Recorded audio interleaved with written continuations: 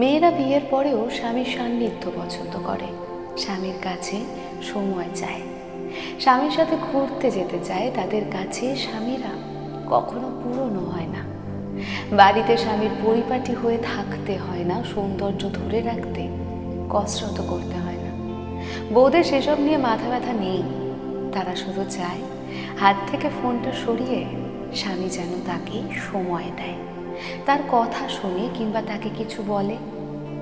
বাড়িতে হাজারটা কাজ করার পরেও স্ত্রীরা গল্প করতে ক্লান্ত হয় না, বরং সারাদিনের কথাগুলো বলার জন্য হাঁসফাঁস করতে থাকে। তাদের শুয়ে পড়লেও ঘুম চলে আসে না, বরং ঘুমন্ত স্বামীর দিকে চাতক পাখির মতো তাকিয়ে থাকে। এই পুরো বিষয়টাতে টাকা পয়সার হাত নেই, সৌন্দর্যেরও কোনো হাত নেই। বিষয়টা হলো ভালোবাসার।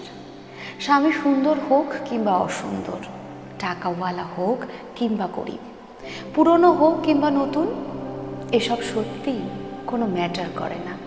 তারা শুধু ভালোবাসার মানুষটাকে ভালোবাসে, ভালোবাসার মানুষটার কাছে কেবলমাত্র একটু সময় চায়।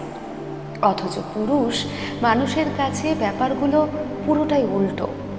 তাদের কাছে বউ পুরনো হয়, বউকে ভালো লাগে না, বউয়ের কথা ঘ্যান ঘ্যান মনে হয়।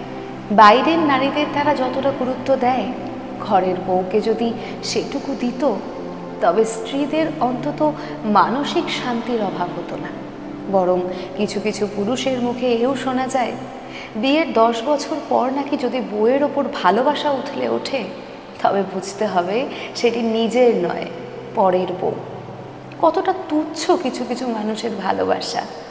পুরুষ বোঝে না শারীরিক তৃপ্তি তখনই মেলে যখন মানসিক শান্তি সম্পর্কে বর্তমান। মানসিক শান্তিবিহীন সম্পর্কে কখনোই শারীরিক তৃপ্তি মেলে না, সে হোক না নিজের বউ অথবা পরের।